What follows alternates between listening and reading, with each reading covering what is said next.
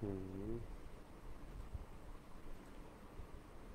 মনে হয় ঠিক আছে, টেকনিক্যাল বিষয়গুলো একটু, হ্যাঁ, লাইভে আছে এখন। সালাম, আমি আজকে যে বিষয়টা নিয়ে আলাপ করব সেটা হলো যে এই যে একটা মানুষ মরে গেল, তার লাশ সামনে রেখে রবীন্দ্রনাথের গান গাচ্ছে অনেক, আরও অনেক ভক্ত বৃন্দ। এখন এটা নিয়ে আমাদের অনেক রকম প্রতিক্রিয়া আসছে, ফেসবুকে না হলেও অফলাইনে মানুষ জানলেও এটা নিয়ে বিভিন্ন রকম প্রতিক্রিয়া আসাটাই স্বাভাবিক। একজন মানুষ দীর্ঘদিন রবীন্দ্রসঙ্গীত গাইতো, ছায়ানটের সম্ভবত প্রতিষ্ঠাতাও ছিল, এখন তার লাশের উপর দোয়া না পাঠ করে রবীন্দ্রসঙ্গীত গাইতেছে। তো এখন আমাদের প্রাথমিকভাবে এটাতে একটা নেগেটিভ রিয়াকশন আসতেই পারে। আবার কেউ মানে সফট আচরণও করতেছে, কেউ হার্ড আচরণ করতেছে। এই দুই রকম আচরণের দিকেই তাকান। যারা হার্ড আচরণ করতেছে তাদের অবস্থানটা খুবই পরিষ্কার, যে একটা মানুষ মারা গেছে, তাকে ধর্মীয় রীতিনীতি অনুযায়ী তাকে গোসল দিয়ে তার কাফন পরায় তাকে রাখা হয়েছে। So naturally next course of action হবে তাকে তার জন্য দোয়া পাঠ করা, কোরআন পড়া, তারপরে জানাজা দেওয়া। এটা হবে ন্যাচারাল কোর্স অফ অ্যাকশন। কিন্তু সেইখানে একজন মানুষের লাশ সামনে রেখে চারিদিকে গোল হয়ে মানুষজন রবীন্দ্রসঙ্গীত গাইতেছে। এই বিষয়টা এক কী কারণে মানুষের খারাপ লাগছে? অনেকগুলো কারণে মানুষের খারাপ লাগছে, বা মানুষের মধ্যে রাগ অথবা বিরক্তি উদ্রেক ঘটাইছে। কতগুলো কারণে এই সাইডে হয়েছে, সেই সাইড কারণগুলো একটু দেখি। আর অন্য সাইড যারা এটাকে খুব সাপোর্ট করতেছে বা let them be, it's their freedom, এই কথাগুলো বলতেছে, তাদের সাইডটাও আমরা একটু দেখতে পাই। যাদের সাইডে এটাকে যারা খুব অপোজ করছে, অপছন্দ করছে, তাদের সাইডে চিন্তা করেন কীরকম ব্যাপার। তারা দেখতেছে যে মুসলমানদের সমাজ, এই সমাজের মধ্যে দীর্ঘদিনের রীতি, মানে হাজার বছরের রীতি হইল মানুষ মারা গেলে তাকে, স্পেশালি আবার মহিলা মানুষের লাশের ক্ষেত্রে, সেখানে আবার পর্দার কিছু বিষয় মেনটেন করা হয়, ইভেন ডেড বডির ক্ষেত্রেও সেগুলো মেনটেন নাই, কিন্তু ইসলামিক রিচুয়ালের পার্ট অফ ইট নেওয়া হয়েছে। তারপরে বাকিটা যখন উল্টা কিছু করা হচ্ছে, তখন এটা যে শুধু একটা বিচ্ছিন্ন ইভেন্ট হয়ে ধরা দেয় তা না, এটা গোটা একটা জাতি, শুধু বাঙালি জাতি না, শুধু বাংলাদেশি না, শুধু বাংলাদেশি মুসলমান না, হাজার হাজার বছরের মুসলমানদের হাজার বছরের চলে আসা যে সিভিলাইজেশনাল যে কালচার, ওই কালচারটাকে হিট করা হয়। ওই কালচারটার এগেনস্টে কেউ একজন দাঁড়ায় গেছে, বা ওই কালচারটাকে ম্যানিপুলেট করছে, বা ওই কালচারটাকে তার জায়গায় থাকতে দিচ্ছে না। এই রকম একটা ফিল মানুষ হয়তো কনসাস মাইন্ডে বুঝতেছে না, বাট ফিল করতেছে যে আমাদের ধর্মের যে রীতি, এইটার বিরুদ্ধে বিদ্রোহ, এর একটা বহিঃপ্রকাশ এইটা। এখন হার্ম প্রিন্সিপালে যারা দীক্ষিত মানুষজন তারা বলবে, তারা তো আমাদের ক্ষতি করতেছে না, তারা তো তোমার কোনো ক্ষতি করতেছে না, তোমাদের মুসলমানদের জানা যায় তো সে বাধা দিচ্ছে না, সে তার মতো আছে। বা যারা গান গাচ্ছে, তারা তাদের মতো গান গাচ্ছে, তারা তো অন্যদের জানাজায় বাধা দিচ্ছে না, তাহলে তোমাদের এটা নিয়ে এত প্রতিক্রিয়াশীল হওয়ার কি আছে? সো বাই দ্য ওয়ে, প্রতিক্রিয়াশীল শব্দটা যারা ব্যবহার করে খুব বেশি, তারা মানুষকে প্রতিক্রিয়াহীন দেখতে চায়। প্রতিক্রিয়াহীন শুধুমাত্র ডেড বডি হয়। লিভিং অ্যানিমাল মানেই সে প্রতিক্রিয়া সম্পন্ন প্রাণী হবে। তো যারা আসলে দুনিয়ায় অসংখ্য মন্দ কাজ করতে চায় এবং তার যেন কোনো, মানে এর বিরুদ্ধে যেন কোনো অবস্থান না আসে, কোনো অ্যাকশনস না আসে, এই জন্য তারা মানুষকে প্রতিক্রিয়াহীন দেখতে চায়। আর যারাই মন্দের বিরুদ্ধে প্রতিক্রিয়া দেখায়, যেটা ধর্মীয় অনুশাসন, আমর বিল মারুফ ও নাহি আনিল মুনকার, সৎ কাজের আদেশ এবং অসৎ কাজের নিষেধ, যারা এই কাজটা করে তখন তারা তাদেরকে প্রতিক্রিয়াশীল হিসেবে লেবেলিং করে। সেই লেবেলিং কালচারটা, দ্যাটস আ ডিফারেন্ট ডিসকাশন। তবে এই যে মানুষগুলোকে বলতেছে যে, আমরা এখন অন্য সাইডটা দেখি যে সে তো কারো ক্ষতি করতেছে না, তারা তাদের মতো রবীন্দ্রসঙ্গীত গাচ্ছে, এই মোল্লারা এত মানে এটাতে উস্কানি নিচ্ছে কেন? তাদের সাইডে আবার তারা চিন্তা করেন, তারা কিন্তু ইসলামিক ভাবধারায় যারা এই রবীন্দ্র, অনেকে রবীন্দ্র ধর্ম বলতেছেন এটাকে, হ্যাঁ বলা যায়, মানে দিন, ইসলামের, মানে ইসলামিক ডিসকোর্সের দিন শব্দটার যে অর্থ, সেই অর্থ দিয়ে আমরা নিজেরাও কিন্তু কমপ্লিটলি দিন ইসলামে নাই। আমাদের মধ্যে দিন ইসলামে কিছু এলিমেন্টস আছে, এবং আমাদের সোশ্যাল, ইকোনমিক, কালচারাল অন্যান্য এলিমেন্ট, লাইফস্টাইল, ফুড, সব কিছু মিলে কিন্তু দিন ইসলামের থেকে আমরা অনেক ডিফারেন্ট একটা দিনে বসবাস করতেছি। সো আমরা ওটাকে সেকুলার দিনও বলতে পারি, আবার দিনে জগা খিচুড়িও নাম দিতে পারি। এটা নিয়ে প্রিভিয়াস ক্লাসে আমরা যখন অনলাইনে ক্লাস করতেছিলাম সেগুলোতে আলাপ করা হয়েছে। তো দেখেন তারা তাদের একটা দিন পালন করে, সেটাকে আপনি রবীন্দ্রনাথের ধর্ম বলেন অথবা ব্যঙ্গ করে বলেন বা যাই করে বলেন, বাট তাদের একটা টোটাল লাইফ স্টাইল আছে, তাদের কিছু প্রিন্সিপালস আছে, কিছু দৃষ্টিভঙ্গি আছে, সে অনুযায়ী তারা জীবনযাপন করে। তার মধ্যে একটা প্রিন্সিপাল হলো harm principle. As long as you don't harm me, you are free to do anything. এটার সাথে আবার অনেকে লাগাইছে যে লাকুম দিন হুকুম ওয়ালিয়া দিন, তোমার দিন তোমার, আমার দিন আমার, দিনে কোনো জবরদস্তি নাই। এই কথাটা অনেকে লাগাইছে। তাদের দিক থেকে দেখেন, তারা বলে যে আমরা তো মসজিদে যাই না, এখানে ওখানে যাই না, তোমাদের ধর্মের কাজে বাধা দেই না। আমাদের সেরকমই আর একটা সতীর্থ আমাদের, সে এরকম মরে গেছে, তার লাশ সামনে রেখে আমরা আমাদের হৃদয়ের ব্যথা বেদনাকে গানের মাধ্যমে প্রকাশ করতেছি। তোমরা যেটা মোনাজাতের মাধ্যমে প্রকাশ করো, that's your life style, this is our life style. আমাদের এটাতে বাধা দিচ্ছ কেন, বা এটাতে উগ্র প্রতিক্রিয়া দেখাচ্ছ কেন? তারা কিন্তু আবার এরকম ফিল করতেছে, রিয়েলি অনেকে ওইটা ফিল করে। আবার এই সাইডে অনেকে রিয়েলি ফিল করে যে ওরা আমাদের ধর্মের বিরুদ্ধে একটা নতুন কিছু বিদ্রোহর মতো সামথিং করতেছে বা নিয়ে আসতেছে। আর দুই সাইডে আবার কেউ রিয়েল ফিলের বাইরেও কিছু অন্য পক্ষকে উস্কানি দেওয়া, অন্য পক্ষকে একটু মাইট দেওয়া, খেপানো, এরকম চিন্তা দুই পক্ষের মধ্যে বিদ্বেষবাদী লোকও আছে। একটা জায়গায় আমাদের মিস্টেক হচ্ছে, এবং এই মিস্টেকটা অবশ্যই মুসলমানদের সাইড থেকে খেয়াল রাখা দরকার। আমি বলতেছি না যে সঞ্জিদা খাতুন সেই রবীন্দ্রসঙ্গীতের গায়িকা সে মুসলমান বা হিন্দু বা নাস্তিক, আমি সেটা জানি না, বা তার ওখানে যারা রবীন্দ্রসঙ্গীত গাচ্ছে আবেগ সহকারে তারা কোন ধর্মের অনুসারী তাও আমি জানি না। তবে যারা কনসাসলি ইসলাম ধর্মের অনুসারী, দিন ইসলামের অনুসারী বা অনুসরণ করতে চায়, ভালোবাসে, পছন্দ করে, তাদের একটা বিষয় খেয়াল রাখা দরকার যে আমাদের কিছু গ্রে এরিয়া আছে, এই গ্রে এরিয়াগুলো আমাদের ক্লিয়ার করা দরকার। কীরকম গ্রে এরিয়া? যেরকম লিগ্যাল ফ্রেমওয়ার্ক, কমিটমেন্ট, এই বিষয়গুলো খেয়াল করেন। লিগ্যাল ফ্রেমওয়ার্কটা কি? আমি যখন একজন মুসলমানের সাথে আচরণ করব, তখন তার সাথে আমি কি আচরণ করব এটার কিছু নিয়ম আছে, শরীয়ত আছে, ইসলামী আইন আছে, সমাজ বিধান আছে, যেটা দিন টোটাল সিস্টেমের অংশ। এখন এই সঞ্জিদা খাতুন, সে কি মুসলমান নাকি সে অমুসলিম? ইট শুড বি ক্লিয়ারলি ডিফাইন্ড। কেন ক্লিয়ারলি ডিফাইন্ড? কারণ যারা মুসলমান তাদের ইসলামের ডিক্লারেশন ক্লিয়ার থাকা লাগে।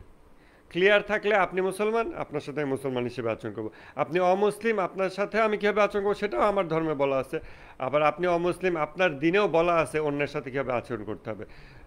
কোনো দিন পৃথিবীতে এক্সিস্ট করে না যারা অন্য দিনের মানুষের সাথে মোড অফ ইন্টারাকশান এবং কম্প্যাটিবিলিটির রুলস এবং রেগুলেশনসটা লেআউট করে না, লেআউট দেয় না, এরকম দিন এক্সিস্ট করে না। অতএব সেকুলাররাও বলে যে হ্যাঁ, কিছু লোক ধর্ম পালন করতে চায়, তাদের সাথে কেমন আচরণ করবো? তারা বলে যে তাদেরকে তাদের ধর্ম পালন করতে দাও, শুধু ওই প্রার্থনালয়ের ভিতরে, এর বাইরে যেন না আসে, এরকম আচরণ করব। প্রার্থনালয়ের ভিতরে আমরা যাব না, অর্থাৎ মসজিদ মন্দির এগুলোর মধ্যে আমরা যাব না। Let them do whatever they wish, whatever they like, within their own boundary, এরকম। আবার ইসলাম ধর্ম, তাদেরও কিছু নিয়ম আছে যে অন্য ধর্মের অনুসারীদের ক্ষেত্রে তোমরা কতটুকু তাদের ব্যক্তি জীবনে হস্তক্ষেপ করতে পারবে কি পারবে না। মূলত সমাজ কিন্তু, সমাজ মানেই হলো একে অপরের ব্যক্তি জীবনে হস্তক্ষেপ করা এবং সাহায্য সহযোগিতা করা, দুটোই। এই দুটো বিষয় না থাকলে কিন্তু ইভেন সোসাইটি এক্সিস্ট করে না। তো আমরা যখন একটা সোসাইটিতে আসি, সেখানে কিছু মানুষ, সব মানুষই একে অপরের জীবনে হস্তক্ষেপ করবই। We have this authority as part of a society, as members of a society. This is definitional part of society. এমতাবস্থায় এই হস্তক্ষেপের মাত্রা কতটুকু হবে, পারস্পরিক হস্তক্ষেপের, তা না হলে তো সোসাইটি ইভেন ক্রিয়েট হয় না। এই জিনিসটা একটু আলাপ দরকার, এই জিনিসটা নিয়ে চিন্তা করা দরকার। এই জিনিসটা নিয়ে যখন চিন্তা করবেন তখন দেখবেন আমাদের এটা ক্লিয়ারলি ডিফাইন্ড না। আমাদের সোসাইটির মেম্বার সঞ্জিদা খাতুন, অথবা ছায়ানটের কর্মীরা বা যাদেরকে আজকে আমরা গণহারে রবীন্দ্র ধর্মের অনুসারী বলে দিচ্ছি বা অনেকে শাহবাগী বলে দিচ্ছি বা এরকম বলে দিচ্ছি, তাদের ধর্ম ধর্ম মানে জাস্ট নামে ইসলাম হিন্দু এইটা না, তাদের দিন টোটাল লিগ্যাল ফ্রেমওয়ার্ক তারা কিভাবে জীবনযাপন করে এটা নিয়ে আমরা শিওর না, যার ফলে আমি তার সাথে কেমন আচরণ করব এটাও ক্লিয়ারলি ডিফাইন্ড হতে পারতেছে না। তো তখন যখন এরকম ব্যক্তি আমার সমাজেই বসবাস করে, উঠা বসা করে, চলাফেরা করে, সে মরে এবং সে মরে যাওয়ার পর তখন তার লাশ নিয়ে অনেক লোকে হিন্দু এই সঙ্গীত রচয়িতা রবীন্দ্রনাথের গান তারা গায়, তখন আমরা কাইন্ড অফ কনফিউজড হয়ে যাই। দেখেন, যদি তারা হতো যে ডিক্লেয়ার্ড এইথিয়েস্ট, নাস্তিক, যা আমরা সবাই নাস্তিক, ঠিক আছে, নাস্তিকরা একজন নাস্তিকের লাশ নিয়ে গান করতেছে, কেউ কি আমরা কিছু বলতাম? আমাদের এই দেশে আমরা হিন্দু মুসলিম অনেক শত শত বছর পাশাপাশি সহাবস্থান করে আসতেছি। হিন্দুরা যখন তাদের কেউ মারা যায় তারা তাদের নিয়ম অনুযায়ী লাশকে সৎকার করে, হয়তো কোনো লাশকে তারা পানিতে ভাসিয়ে দেবে, হয়তো কোনো লাশকে তারা পুড়াবে। এই নিয়ে কিন্তু এই বাংলাদেশের বাকিদের কোনো অসুবিধা হয় না, যদিও আমরা একই সোসাইটির পার্ট। কেন? কারণ ওই জায়গায় খুব ক্লিয়ার বাউন্ডারি সেট করা আছে যে ওর যেই দিন, ওর যে লিগ্যাল ফ্রেমওয়ার্ক, ওর যে কালচার, লাইফস্টাইল, ওর টোটাল প্যাকেজ, ওইটা এবং আমারটা ডিফারেন্ট। কোথায় কোথায় ডিফারেন্ট আমরা জানি, জানার পর ওদের যখন লাশ নিয়ে ওরা ওই শবদাহ করে যেখানে, সেখানে নিয়ে যেতে থাকে, যেখানে লাশ পুরানোর জায়গা, কি বলে ওইটাকে, লাশ পুরায় যে জায়গাতে, শ্মশান ঘাট। তো শ্মশানে যখন নিয়ে যেতে থাকে তখন আমাদের মধ্যে কিন্তু অস্বস্তিও তৈরি হয় না এবং আমরা অ্যাজিটেটেড হই না, এটা নিয়ে পত্রপত্রিকা লেখালেখি করি না যে একটা মানুষ মরে গেছে তার লাশ পুরাতে নিয়ে যাচ্ছে। কারণ এটা যেই ব্যক্তি মারা গেছে তার নিজেরও নিয়ম এটাই, তার দিন এটাই, এবং তার সঙ্গী সাথী পরিবার পরিজনেরও দিন এটাই। সো এখানে কিন্তু কোনো সমস্যা হচ্ছে না এবং এটা অনেক বছর ধরে এভাবে চলতেছে। কিন্তু সঞ্জিদা খাতুন যখন মরে গেছে তখন তারা যখন রবীন্দ্রসঙ্গীত গিয়ে বিদায় জানাতে চাচ্ছে, তখন এই প্রবলেমটা কেন ক্রিয়েট হচ্ছে? কারণ এই ব্যক্তি Sanjida Khatun and the likes of her এবং তার মতো অন্য যারা আছে, তারা আমাদের সমাজে বসবাস করে ঠিকই এবং করেছে এবং করে, কিন্তু তাদের সাথে আমাদের এরকম খুব সুস্পষ্ট সীমারেখা টানা নাই। এই জন্য একজন হিন্দু এবং একজন মুসলমান যত সুন্দরভাবে পাশাপাশি বসবাস করতে পারে, হিন্দু ধর্মের মধ্যে এরকম গান গেয়ে মৃতদেহের সৎকার করা ব্যক্তি অথবা মুসলমানদের মধ্যে গান গেয়ে মৃতদেহের সৎকার করা ব্যক্তি, এরা অত শান্তিপূর্ণ সহাবস্থান করতে পারে না। তখন হোক হিন্দু সমাজের মধ্যে বা মুসলিম সমাজের মধ্যে এই রকম ব্যক্তিরা একটা অ্যানোম্যালি হিসেবে পারফর্ম করে, প্রবলেম্যাটিক ফরেন অবজেক্ট হিসেবে পারফর্ম করে। কারণ তার সাথে আমার চুক্তি ঠিক নাই, আমি জানি না, গ্রে এরিয়া। সে মুসলমানের ঘরে জন্ম নিচ্ছে, নামটা মুসলমানের, এই 2-3টা সিগন্যাল দেখে আমি অটোমেটিক ধরে নেই তার তো জানাজা হবে, তার এটা হচ্ছে কেন। এবং সে যদি ডিক্লেয়ার করতো যে আমি মুসলমান না, আমি হিন্দু, আমি খ্রিস্টান, আমি নাস্তিক, কিছু একটা ডিক্লেয়ার করতো, তাহলে প্রবলেম হতো না। কিন্তু ডিক্লেয়ার না করে সমাজের মধ্যে বসবাস করবে, অথচ তার ভিতরের চিন্তাধারা ভিন্ন হবে এবং সেটা সময় সময় তারা বহিঃপ্রকাশ ঘটাবে, একজন হোক একাধিকজন মিলে, তখন এটা ওই সোসাইটির প্রতি ইনজাস্টিস, ওই সোসাইটির উপর অন্যায়, ওই সোসাইটির প্রত্যেকটা মানুষের সাথে এটা একটা কাইন্ড অফ বিট্রেয়াল, যে তুমি আমার সাথে আসো, আমার সাথে বসবাস করো, অথচ তুমি আমার না। আমি ধরে নিয়েছি like everyone else within the society, আমি অ্যাসিউম করে নিয়েছি, ধরে নিয়েছি যে তুমি মুসলমান, তুমি ইসলামিক নিয়মে চলবে, নামাজ কালাম পড়ো, মোটামুটি মুসলমানের ঘরের সন্তান, তুমি রবীন্দ্রসঙ্গীত গাইলেও তুমি মুসলমানের ঘরের সন্তান, এগুলো আমি মোটামুটি ধরে নিয়েছি। যে কারণে আমি অ্যাজিউম করে নেই না কেন, এটার অবশ্যই গ্রাউন্ড আছে, ব্যাকগ্রাউন্ড আছে, প্রেমিস আছে, কনটেক্সট আছে। এটা আমি মানে ইরেশনালি আউট অফ দ্য ব্লু এটা অ্যাজিউম করে নেই নাই যে রাস্তায় হঠাৎ একটা মানুষ দেখলাম বিদেশে, অপরিচিত, কোন জাতি কিচ্ছু চিনি না, আমি তাকে মনে করে নেব না যে সে মুসলমান এবং সে রবীন্দ্রসঙ্গীত শোনে। কিন্তু এই মানুষটা নাম সঞ্জিদা খাতুন, দেখতে বাংলাদেশিদের মতো, বাঙালি নারী, শাড়ি পরে বাঙালি নারীর মতো এভরিথিং, তাকে দেখে হ্যাঁ টিপ পড়তেই পারে, গান করতেই পারে, কিন্তু তাই বলে যে সে ক্লিয়ারলি নাস্তিক, অতএব সে রবীন্দ্রসঙ্গীত গেয়ে তার মৃতদেহের বিদায় হতে পারে, এরকম ক্লিয়ার কিছু সে ডিফাইন করে নাই। কিন্তু সে আমার সোসাইটিতে বসবাস করতেছে, কিন্তু সে আমার না, সে আমার সোসাইটির না। তখন একটা সমাজদেহ তাকে ফরেন অবজেক্ট হিসেবে দেখে। আপনার শরীরের মধ্যে একটা জীবাণু প্রবেশ করলে আপনার হোয়াইট ব্লাড সেল যেরকম সেটাকে অ্যাটাক করে, তখন এই সমাজদেহের সকল এলিমেন্টস সেই অ্যাটাকের কাজটা করে। এবং রক্তের মধ্যে সকল সেল যেরকম অ্যাটাকিংয়ের দায়িত্ব পালন করে না, সমাজদেহের মধ্যেও সকল মানে সমাজের সকল সদস্য ওই অ্যাটাকের দায়িত্ব পালন করে না। কোনো কোনো সদস্য এই ব্যাপারে ভোকাল হয়। তারা কারা? হুজুর সমাজ, ইসলামিক লোকজন। দেন এই ইসলামিক লোকজনকে আবার ওই পক্ষ ভাইলিফাই করতে চায়, এই হুজুরা খারাপ, প্রতিক্রিয়াশীল, ইত্যাদি ইত্যাদি। যেরকম ফেসবুকে একজন লিখছে, সঞ্জিদা খাতুন যেতে যেতে মোল্লাতন্ত্রের উপর আরও একটা বড় আঘাত করে গেছেন। মোল্লারা আমাদের ভয় দেখাতো, দেখো তোমরা যতই গান বাজনা নাচানাচি সেকুলারিজম দেখাও না কেন, মরার পর তোমার জানাজা পড়াতে ঠিকই মোল্লা লাগবে। সঞ্জিদা খাতুন দেখিয়ে দিয়েছেন মোল্লা ছাড়াও শেষকৃত্য করা সম্ভব, সুন্দর করেই সম্ভব। তাকে রবীন্দ্রসঙ্গীতে শেষ বিদায় জানানো দেখে গেল রব তোলার পেছনে মূলত এটাই প্রধান কারণ। ভবিষ্যতে যারা শিল্প সংস্কৃতির সাথে জড়িত তাদের অনেকেই এমন পদ্ধতি বেছে নেবে, দেখে নিয়েন, এরপর সাধারণ মানুষের মধ্যেও ছড়িয়ে যাবে। তো যে লোক এটা লিখছে সে অবশ্যই মূর্খ একটা লোক। তো সে মূর্খ, বাট সে এটা কলম আছে, টাইপ করতে জানে, মোবাইল আছে, লিখছে।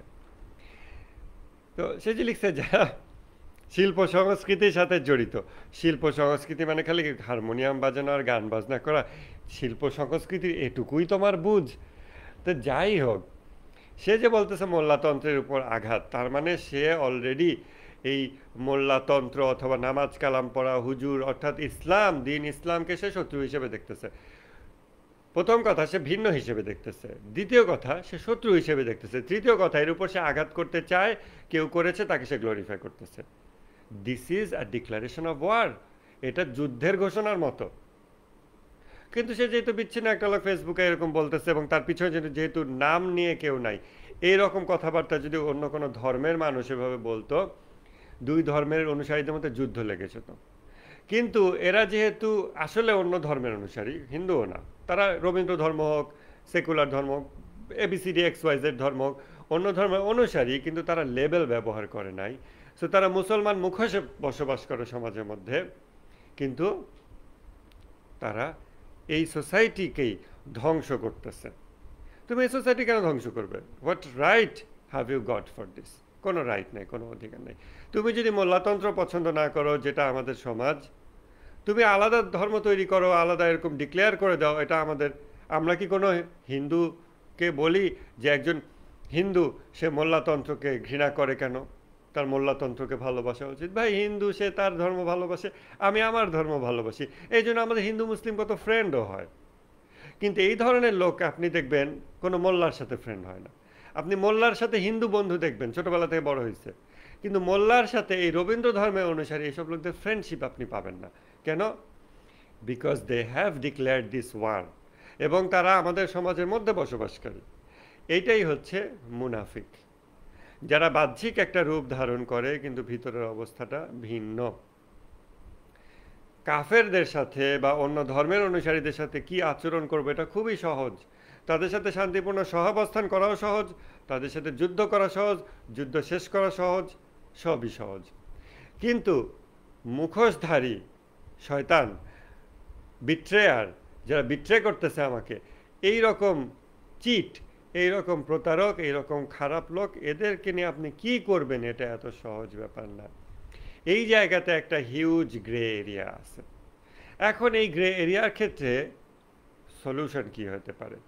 Can you really push them to declare themselves as atheists or label themselves as followers of some specific religion? এটা সম্ভব না, এটা সম্ভব না। আপনি বলেন যে যারা তোমরা সংস্কৃতি মনা, হ্যাঁ, তো আমাকে এটাই সংস্কৃতি। এই কিছু লিরিক্স আছে রবীন্দ্রনাথের লেখা, ভাষা ভাষা কথা নিয়ে একটু হারমোনিয়াম বাজায়, একটা যন্ত্র নাচানাচি করে, একটু গান বাজনা, শরীরে একটু রং টং লাগায়, কানে এটা ওটা এটা নাকি সংস্কৃতি। হুম। তো এই সংস্কৃতি, তোমরা এই সংস্কৃতি মনা যারা, তোমাদের একটা আলাদা ধর্ম বলো, নাম বলো, ইত্যাদি বলো, so that we can separate you guys from ourselves. এর মানে না যে তোমাদের এক ঘরে করে দেবো, তোমাদের সাথে ব্যবসা বাণিজ্য করবো না, তা না। হিন্দু মুসলিম যেভাবে পরস্পর সেপারেট যেই যেই জায়গায়, সো আমরা ক্লিয়ারলি জানি যে সে হিন্দু এবং আমি মুসলিম, এবং সেও জানে যে সে হিন্দু এবং আমি মুসলিম। এইভাবে তোমার সাথে আমার একটা ক্লিয়ার বর্ডার ডিফাইন্ড হোক। কিন্তু তুমি যখন মুসলমান সেজে থেকে মুসলমানদের মৌলিক বিষয়গুলো বা যে কোনো সামাজিক উপাদানকে ফাইট করো, এটার উপর হামলা করো এবং উদারতাবাদ ইত্যাদি ইত্যাদি রেটরিক দিয়ে, কথার মারপ্যাচ দিয়ে এগুলোকে হামলা করো, তখন এটা সোসাইটিতে অ্যাজিটেশন সৃষ্টি করে। এটাকে আরবিতে বলে ফিতনা। ফিতনা মানে এমন পরীক্ষার পরিবেশ যেখানে মানুষ পারপ্লেক্সড হয়ে যায় যে আমি কি করব বুঝে উঠতে পারে না।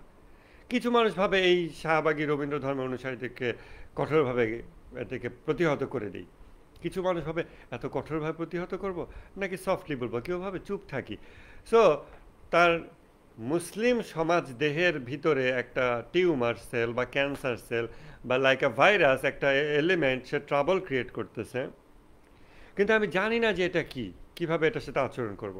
এটা কি সার্জারি করে ফেলে দিতে হবে নাকি ফেলে দেওয়া যাবে না? যেমন আঙ্গুল, এটা সার্জারি করে ফেলা যাবে না, এটা চিকিৎসা করে এটাকে রাখতে হবে।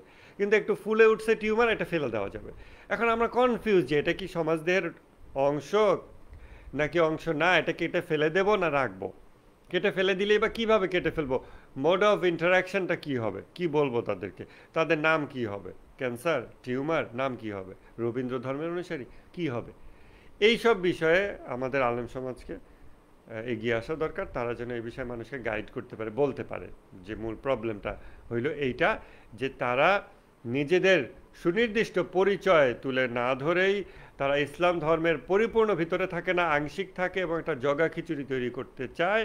তাদেরকে অবশ্যই এর থেকে বের হয়ে গিয়ে নিজেদের আলাদা দিন ডিক্লেয়ার করতে হবে, এবং তাতে আমরা তাদেরকে ধরবো না, মারবো না, তারাও আমাদের ধরবে না, মারবে না, বরং আমরা সুস্পষ্ট জানবো যে হ্যাঁ এইখানে ছায়ানট, এই বটবৃক্ষ, এই বটবৃক্ষের অনুসারী, এই বটবৃক্ষের ইবাদতকারী, উপাসনাকারী, তারা এখানে তাদের উপাসনা করতেছে, কোনো অসুবিধা নেই, করবে। বাংলাদেশে অনেক ধর্মের মানুষ আছে, প্রত্যেক ধর্মের মানুষ নিজ নিজ উপাসনালয়ে যায়, বটবৃক্ষ ধর্মের অনুসারীরা বটবৃক্ষের নিচে যাবে, তারা সেখানে উপাসনা করে পূজা দেবে, আমাদের তো অসুবিধা নেই। বাট তাদের কিন্তু ডিক্লেয়ার করতে হবে যে আমরা মুসলিম সমাজদেহ থেকে, মুসলিম সমাজ থেকে বের হয়ে আসতেছি, ইসলাম আমাদের দিন না, আমাদের দিন হচ্ছে বটবৃক্ষ বা রবীন্দ্রনাথ বা সেকুলারিজম অর হোয়াট এভার, এবং এই দিন অনুযায়ী আমরা এটা এটা এটা এটা করি, এটা it should be okay with you guys. আমরা বলবো ওকে, তখন আপনি আপনার মতো চলেন। আদারওয়াইজ সোসাইটিতে যে অ্যাজিটেশন তৈরি হয়, অস্থিরতা তৈরি হয়, অস্থিতিশীলতা তৈরি হয়, ইট মাস্ট বি অ্যাড্রেসড। এটা নিয়ে কথা বলতে হবে এবং এই মানুষদেরকে জানাতে হবে। তাদেরকে জাস্ট গালমন্দ করে না, কারণ গালমন্দ এভাবে তো অনেক দিন থেকে অনেকে করে যাচ্ছে, এটাতে এই এই প্রবলেমটাই জাস্ট কন্টিনিউ হয়, প্রবলেমের সলিউশন হয় না। আমরা অনেক গালমন্দ করতে পারি রবীন্দ্র ধর্মের অনুসারীদেরকে, প্রচুর গালমন্দ করতে পারি, আমি করতে পারি, আপনি পারেন, কেউ বেশি কেউ কম, বাট এটাতে কিন্তু সমাজে স্থিতিশীলতা আসতেছে না। এবং এই ইবলিশরা চায় যে ফিতনা থাকুক, অ্যাজিটেশন থাকুক সোসাইটিতে। সো এরকম এক একটা ঘটনা তারা ঘটায়, নামগুলো সঞ্জিদা খাতুন, এরকম ইসলামিক টাইপের নাম, হিজাব পরা মেয়েরাও ওইখানে গিয়ে রবীন্দ্রসঙ্গীত গাচ্ছে, তাই দেখে আবার অনেকে মনে করতেছে হিজাব তো ইসলামের সিম্বল, ওইটা পরে সে কেন এটা করে। অথচ যদি এরকম হইতো যে বটবৃক্ষ দিন বা ধর্মের অনুসারীরা তারা হিজাব পরে, আমরা তখন হিজাব দেখলেই ইসলাম মুসলিম এটা ভাবতাম না, ভাবতাম যে হিজাব পরে, হতে পারে সে মুসলমান অথবা বটবৃক্ষ ধর্মের অনুসারী। আপনারা হয়তো বিভিন্ন দেশে, ইউরোপ আমেরিকা অনেকে দেখে থাকবেন যে মানে অর্থোডক্স খ্রিস্টান মহিলা, এরকম আমি দেখছি, একদম বুড়ি মহিলা, আমি দেখে ভাবছি মুসলমান। তো দেখি যে সুন্দর করে হিজাব পরে আসছে, একটা ছোট বাচ্চা নাতি বা নাতনি নিয়ে হাঁটতে পেরেছে। তো আমি তার সাথে একটু কথাবার্তা বললাম, তারপর বললাম যে তুমি মুসলমান কিনা, সে তখন এসে বলে যে না আমি খ্রিস্টান। আমি দেখে ভাবছিলাম সে মুসলমান। এখন পরে আমার একটা শিক্ষা হলো যে আসলে খ্রিস্টানরাও একদম মুসলমানদের মতো এরকম স্কার্ফ পরে, পুরোপুরি হিজাব করে। তখন ওইখানে আমি চলতে চলতে আর কাউকে দেখলেই সে মুসলমান, সে ওটা কেন করতেছে না, আমি ভাববো সেটা করতেছে মেবি সে খ্রিস্টানও হইতে পারে।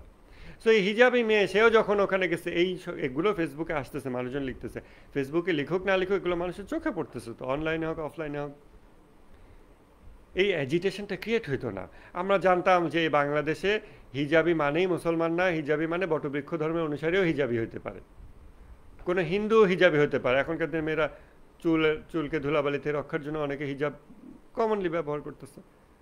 তখন আমরা এই জিনিসগুলো ক্লিয়ারলি ডিফাইন্ড করলে, সীমারেখা তৈরি করলে সমাজ বিভক্ত হবে না, বরং সমাজে শান্তিপূর্ণ সহাবস্থান আরও নিশ্চিত হবে, আরও সহজ হবে। এই জন্য পদক্ষেপ নেওয়া দরকার। এখন এই জন্য পদক্ষেপ দুইভাবে নিতে পারেন। এক, ছায়ানট, চারুকলা এসব জায়গায় চিঠি দেন, গিয়ে বলেন তোমাদের আলাদা ধর্ম ডিক্লেয়ার করো। অথবা তখন তারা বলবে আলাদা ধর্ম মানে আমি মুসলমান, কিন্তু আমি বাঘ সিংহ বানাই, আমি হুতুম পেঁচা বানাই, এটা আমার সংস্কৃতির জন্য আমি করি। So they want to enter into a debate. Bring them on, আসুক, ডিবেট করুক, ডিসকাস করুক, ইন্টেলেকচুয়াল ডিবেট ডিসকাশন আলেম সমাজের সাথে করুক, যারা গোটা সমাজের মুসলমানদের প্রতিনিধিত্ব করতেছে। দেন আলেম সমাজ যদি বলে যে হ্যাঁ তুমি মুসলমান থেকেও তুমি এগুলো করতে পারবে, তুমি মুসলমানই থাকবে, তুমি মুসলমান সমাজের অংশই থাকবে ইত্যাদি, তোমার আলাদা লেবেল লাগবে না, ওকে। এবং সে তখন সমাজের বাকি সবাইকে বছরে 52 সপ্তাহে 52 খুতবায় জুমার নামাজে দেশের মুসলমানদেরকে বলে দেবে যে দেখো মুসলমানদের মধ্যে কেউ কেউ আছে গুনাহগার মুসলমান, কেউ মাকরু কাজ করে, কেউ হারাম কাজ করে, এই কাজগুলো মাকরু, এই কাজগুলো হারাম, বাট তারাও মুসলমান, এগুলো তারা করে, এগুলোর ব্যাপারে তোমরা কি নিষেধ করবে কি করবে না, করলে কতটুকু, না করলে কেন না। আমর বিল মারুফ নাহি আনিল মুনকার, বছরে 52 খুতবাই যথেষ্ট। এটা সভা সমাবেশ ডাকার দরকার নাই, ফেসবুক লাইভ করার দরকার নেই। আল্লাহ মুসলমানদেরকে সিস্টেমে দিয়ে দিছে, আপনার পলিটিক্যাল পার্টিতে কোটি টাকা খরচ করে জনসমাবেশ করার দরকার নেই। আমাদের বছরে 52টা জনসমাবেশে আল্লাহ নিয়মই করে দিছে, এবং যে জনসমাবেশ হবে রাষ্ট্রপ্রধানের ভাষণ শোনার জন্য। এনিওয়েজ আলেম সমাজ এটা তখন করতে পারে। আর তারা যদি বলে যে আলেম সমাজের সাথে ডিসকাশনের পর যে না না এই এলিমেন্ট ইসলামের সাথে একদম সাংঘর্ষিক, এটা হইলে তুমি ইসলামের ভিতরেই থাকলে না, এখন তোমাকে আলাদা দিন ডিক্লেয়ার করে নিতে হবে, নাহলে আমরাই ডিক্লেয়ার করে দিব যে ওরা আসলে দিন ইসলামের অংশ না। এই বিষয়ে যারা মেনে চলে তারা দিন ইসলামের অংশ না, তারা অন্য দিনের অংশ। Do not harm them, that is their religion, but do not engage with them as Muslims. তারা ইসলামী সম্পত্তি বন্টন আইন অনুযায়ী হবে না, তাদের সাথে বিবাহ এটা ওটা ওভাবে হবে না, তারা অন্য দিনের অনুসারী, সেটা আলাদা ব্যাপার। তাদেরকে আঘাত করবে না, কিছুই না, কিন্তু অন্য দিনের অনুসারে এটা জেনে নাও, হুজুরদের তখন এটা বলতে হবে। অথবা তার নিজেরাই বলবে যে ঠিক আছে আমরা ইসলাম থেকে বেরিয়ে আসলাম, আমরা আলাদা দিন।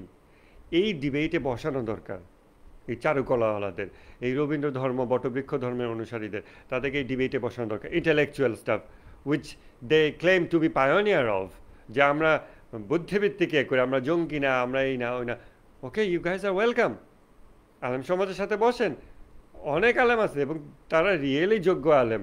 আপনারা মানে সেকুলাররা যেটা মনে করে যে হুজুরদের কোনো জ্ঞান বুদ্ধি যোগ্যতা নাই, ইনফ্যাক্ট সেকুলারদেরই বেশিরভাগেরই যোগ্যতাই নাই অ্যাকচুয়াল ইন্টেলেকচুয়াল ডিসকোর্সে অংশগ্রহণ করা, যেটা আমাদের দেশে আলেম সমাজ, শুধু আমাদের দেশে না সারা দুনিয়াতে আলেম সমাজ ট্র্যাডিশনালি যেসব কিতাবাদি অধ্যয়ন করে, যেসব চর্চা করে, তাতে তাদের প্রকৃত ইন্টেলেকচুয়াল ডিসকোর্স করার যোগ্যতা অনেক আছে। প্রচুর এরকম যোগ্য আলেম বাংলাদেশে আছে। হতে পারে তাকে আপনার অপছন্দ হইতে পারে, হ্যাঁ আমার নিজেরও অপছন্দ আছে, তার সাথে আমার অনেক মৌলিক বিষয়ে মত পার্থক্য আছে, বাট তার যোগ্যতায় আমার সন্দেহ নাই যে তার ইন্টেলেকচুয়াল লজিক্যাল রেশনাল ডিসকোর্সে পার্টিসিপেট করার যোগ্যতা আছে কিনা, অফকোর্স আছে। He is trend into this. এরকম আলেমদের সাথে এই সেকুলারদেরকে বসায় এই গ্রে এরিয়াটা ক্লিয়ার করেন। তারা মুসলমান সেজে মুসলমানদের মধ্যে থেকে মুসলমানদের নাম ধারণ করে জুমার নামাজেও যাবে, রোজাও রাখবে, ওদিকে বটবৃক্ষ পূজাও করবে, এগুলো করে ইসলাম ধর্মকে জগা খিচুড়ি বানাবে, অ্যাজিটেশন সৃষ্টি করবে, ফিতনা সৃষ্টি করবে। এই জিনিসটা দীর্ঘদিন কন্টিনিউ হতে দেওয়া উচিত না। তাদেরকে ডেকে নিয়ে আসেন, তাদের সাথে বসেন, ওপেন লেটার দেন, ইন্টেলেকচুয়াল ডিসকোর্স হবে, যোগ্য আলেম বের করে নিয়ে আসেন, পাবলিক লাইভে, ইউটিউবে, ফেসবুকে, টিভিতে এই ডিসকোর্সগুলো করেন, করে তারপরে তাদেরকে তাদের দিন নিয়ে আলাদা হয়ে যেতে দেন। অথবা মুসলমানদেরকে আলেম সমাজ দীর্ঘমেয়াদে ট্রেন আপ করতে পারে যে দেখো আমাদের মুসলমানদের মধ্যেই মুসলিম নামধারী অনেকে আছে, তারা আলাদা দিন ডিক্লেয়ার করতে ইচ্ছুক না, দিনে রবীন্দ্রনাথ, দিনে বটবৃক্ষ, তারা আলাদা নাম নেবে না, তারা আমাদের লেভেলের আন্ডারেই থাকবে, মুসলমান বলেই নিজেকে ডিক্লেয়ার করবে, কিন্তু তারা এই কাজগুলো করে যেটা দিন ইসলামের সাথে সঙ্গতিশীল না। অতএব তাদের এসব বিষয়ে তোমরা সতর্ক থাকো, এসব বিষয়ে তোমাদের প্রতিক্রিয়া এরকম এরকম হওয়া দরকার, তাদের সাথে রিয়াকশন কেমন হওয়া দরকার। আলেম সমাজ এই জায়গাটা দায়িত্ব নিতে পারে।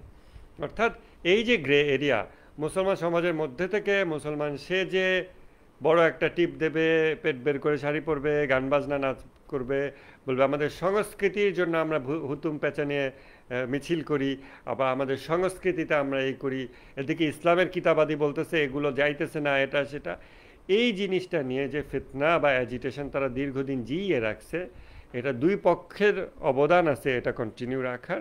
উভয় পক্ষ থেকে এই জিনিসটা কমিয়ে আনতে হবে। শুধুমাত্র উদারতা যে ভাই প্রতিক্রিয়াশীল হওয়ার কি দরকার, ছেড়ে দেন তাদেরকে, তাদের দিন তাদের। এই যে আমাদের একজন লিখছে, আপনি দেখেন, কই গেল, এই যে ফেসবুকে একজন লিখছে, দেখেন উনি সাইকিয়াট্রিস্ট, বাংলাদেশে একজন নামকরা সাইকিয়াট্রিস্ট মনে হয়, উনি লিখছেন সঞ্জিদা খাতুন ভদ্রমহিলা মুসলিম হলেও ইসলাম ধর্মে কোনো রিচুয়াল পালন করতেন না, ওনার অন্তিম যাত্রায় তাই ওনার পছন্দ মতো রিচুয়াল পালন করা হয়েছে। প্রত্যেকের স্বাধীনতা রয়েছে তার ধর্মকে বেছে নেওয়ার এবং মৃত্যুর পরে কি হবে সেটাও বেছে নেওয়ার। এই জায়গায় প্রবলেম আছে। প্রত্যেকের স্বাধীনতা আছে কি বেছে নেওয়ার, ঠিক আছে, দিন বেছে নেওয়ার। এই জায়গাতেই উনি কিন্তু বলে দিচ্ছে যে সঞ্জিদা খাতুন দিন ইসলাম বেছে নেয়নি। তাহলে কোন দিন বেছে নিচ্ছে, নাম কি? সমস্যা হলো দিন ইসলামের একটা নাম আছে, সো মানুষ এটাকে সহজে নামকরণ করতে পারে, এর ছাতার নিচে যেমন ঢুকতে পারে, এর ছাতা থেকে তেমনি ডিক্লেয়ার দিয়ে বের হয়ে যেতে পারে ইজিলি। আবার এই দিন ইসলামকে যেহেতু লেবেল আছে অ্যাটাক করতে পারে। কিন্তু অন্যরা যেহেতু এরকম লেবেল নাই, যেমন দিনে বটবৃক্ষ, হ্যাঁ, দিনে রবীন্দ্রনাথ, এরকম যেহেতু নাম নাই, সো সহজে তারা তাদেরকে আমরা মানে লেবেলিং করতে পারি না, পরিচয় দিতে পারি না যে ওটা তো দিনে বটবৃক্ষের অনুসারী, ও এখন এটা করবে না, ও নামাজে আসবে না, ওকে ডেকো না, ও দিনে বটবৃক্ষের অনুসারী। ঠিক আছে, সিম্পল, এটা আমরা বলতে পারি না। সো আমাদের লেভেল আছে বলে আমাদের একদিক দিয়ে সুবিধা, আরেক দিক দিয়ে ওরা একটা সুবিধা পায় যে সহজে অ্যাটাক দিতে পারে। এখন উনি যেটা বলতেছেন যে প্রত্যেকের স্বাধীনতা রয়েছে তার ধর্মকে বেছে নেওয়ার, এই ইনহেরেন্ট স্বাধীনতা কোরআন থেকে উৎসরিত। আল্লাহ তাআলা কোরআনে বলতেছেন যে হে রাসূল, আল্লাহ যদি চাইতেন তাহলে সকলে ঈমান আনত, তাহলে আপনি কি ঈমান আনার জন্য তাদেরকে জোর করবেন? সূরা ইউনূসের ৯৯ নম্বর আয়াত দেখবেন। তার মানে ঈমান আনার জন্য জোর করা এটা আল্লাহর পদ্ধতি না। আল্লাহ চাইলে সবাইকে জোর করে ঈমান আনায় দিতে পারতেন। আল্লাহ তাআলা চান মানুষ স্বেচ্ছায় স্বাধীন ইচ্ছায় আল্লাহর কাছে আসবে, কোনো জোর জবরদস্তি থেকে না। এটা আল্লাহর চাওয়া, আল্লাহ এভাবেই পছন্দ করেছেন বিষয়টাকে।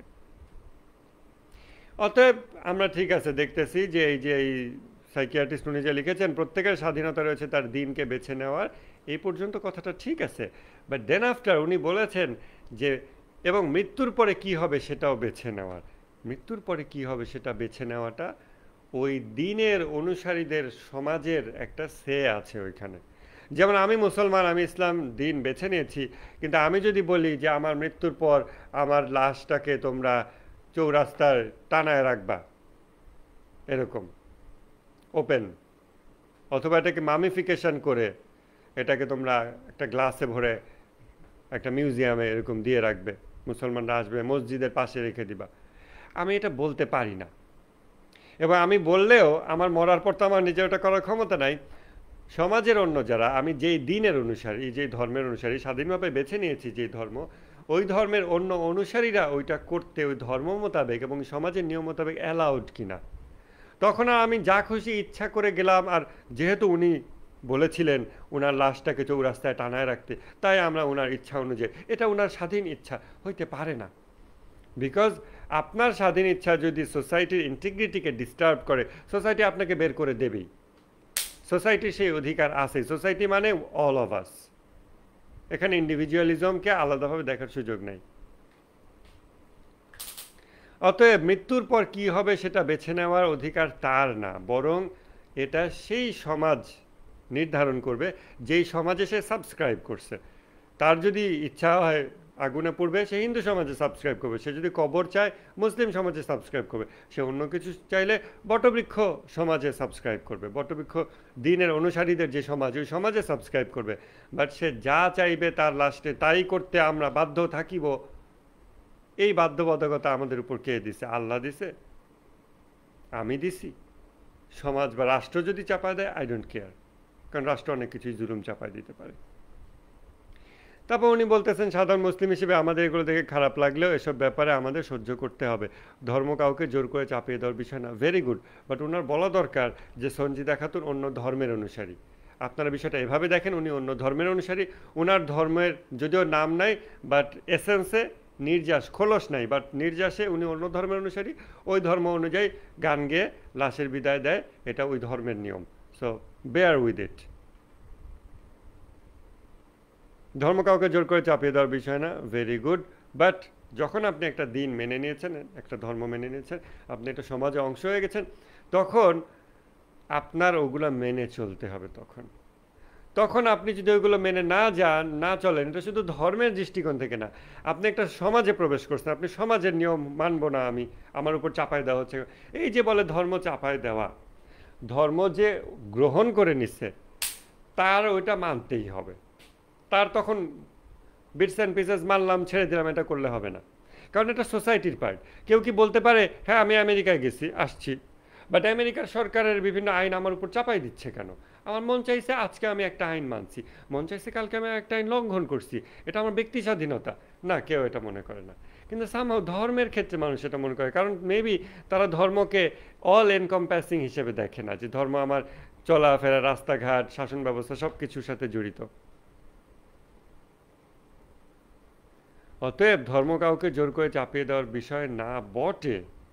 তবে কোনো ধর্মের অনুসারী ন্যাচারালি যে সোসাইটির পার্ট হয়ে যায়, ওই সোসাইটির রুলস অ্যান্ড রেগুলেশনস রেসপেক্ট তাকে করতেই হবে, তাহলেই সেটা সোসাইটি হয়। আদারওয়াইজ ওটা মব হয়, মব, ওটা সোসাইটি হয় না। সোসাইটি মানেই যে 10জন ইন্ডিভিজুয়াল একত্রিত হয়, তারা একসাথে একমত হয় যে ওকে, এই আদেশ নিষেধগুলো সীমারেখা মেনে চললে this is beneficial for all of us. Okay, আজকে আমরা দেখলাম এইগুলো মেনে চললে আমাদের সবার উপকার, আমরা এটাকে লেজিসলেট করি, আইনে নিয়ে আসি, পরস্পর ওয়াদাবদ্ধ হয়ে যে আমরা এভাবে পরস্পরের জন্য এভাবে এভাবে করব, আমরা লাশ নিয়ে সৎকার করবো এভাবে, কোনো বাচ্চা জন্ম নিলে তার জন্য আমরা উপহার নেব, আমরা এভাবে করব, সেভাবে করব, এই সব জিনিস এভাবে করে যখন এগ্রিমেন্টে আসে অনেকগুলো ইন্ডিভিজুয়াল, তখন সোসাইটি ফর্ম হয়। এগ্রিমেন্টে আসছি, কালকে হুট করে বের হয়ে যাব, এই স্বাধীনতা আমাকে কে দিল? আমি তো এগ্রিমেন্টকে বিট্রে করতেছি, তাই না? অতএব এই ধরনের ব্যক্তি স্বাধীনতা, যখন যা খুশি করলাম তার স্বাধীনতা, এটা করতে হলে তাকে সমাজ বিচ্ছিন্ন হয়ে ময়নাদ্বীপে চলে যেতে হবে, ওইখানে সে যা খুশি করুক। কিন্তু সে যে কোনো সমাজ, মুসলিম সমাজ, বাংলাদেশি সমাজ, ডাজন্ট ম্যাটার, যে কোনো সমাজ, গুন্ডাদের একটা সমাজ যদি সব থাকে, ওই সমাজেও তাকে সমাজের নিয়ম মানতে হবে। কারণ তুমি যখনই সমাজে এন্টার করছো, অটোমেটিক্যালি ওই সমাজের দ্বারা বেনিফিটেড হওয়া এবং বেনিফিট দেওয়া, এটার একটা চুক্তিতে তুমি প্রবেশ করছো। আর তুমি যদি কালকে ওইটা লঙ্ঘন করো, তুমি চুক্তি লঙ্ঘনকারী, তখন সোসাইটির বাকি সবাই তোমাকে আবার শাস্তি দেবে। This is society. আদারওয়াইজ তুমি সোসাইটির বাইরে থাকতে হবে, মব, ওটা সোসাইটি হবে না। অতএব যা খুশি তাই কেউ করতে পারে না একটা সোসাইটিতে এন্টার করার পর। বাট এক সোসাইটি থেকে আর এক সোসাইটিতে সুইচ করতে পারে, যেতে পারে। যে অন্য সমাজে বসবাসকারী, যেই সমাজের সংস্কৃতি সব কিছু অন্য ধর্ম দ্বারা নিয়ন্ত্রিত, সে এসে আরেক ধর্মে চলে আসলো, ধর্ম আরেকটা গ্রহণ করার পর সে দেখলো আমার বাসস্থান, আমার ঘরের প্রাইভেসি, এটা ওটা, ফুড, কালচার, সোশ্যাল এনগেজমেন্ট সব কিছু ওই ধর্ম দ্বারা প্রভাবিত। এখন আমি ধর্ম ছেড়ে দিছি, সো আমাকে দেশান্তরী হয়ে আমি যে ধর্ম গ্রহণ করলাম ওই ধর্মের মানুষদের সাথে সমাজ গড়তে হবে। তাহলে ওই ধর্ম আমার যে legal, as a legal framework আমার জীবনে আসছে, যা করণীয় বর্জনীয় প্রাপ্য প্রদেয় নির্ধারণ করে দিছে, ওই অনুযায়ী আমি জীবনযাপন করতে পারবো। তখন সে এই সোসাইটিতে প্রবেশ করে। বাট অটোমেটিক তখন সে আবার এই জায়গার এগ্রিমেন্টে চলে আসে, তখন আবার এটা তার মানতে হবে। কিন্তু আমি যা খুশি তাই করব, এই জিনিসটা কোনো সমাজই গ্রহণ করে না। আর সকল সমাজই ধর্ম দ্বারা প্রভাবিত, ধর্ম সমাজের গতিপথ নির্ধারণ করে। অতএব ধর্ম চাপায় দেওয়ার বিষয় না, বাট ধর্ম গ্রহণ করলে সেটা মেনটেন করার বিষয় আছে, এই একটা জিনিস পাশাপাশি বলা উচিত এবং খেয়াল রাখা উচিত। তারপর উনি বলছেন ধর্ম কোনো অধার্মিককে ছোট করে কথা বলতে শেখায় না।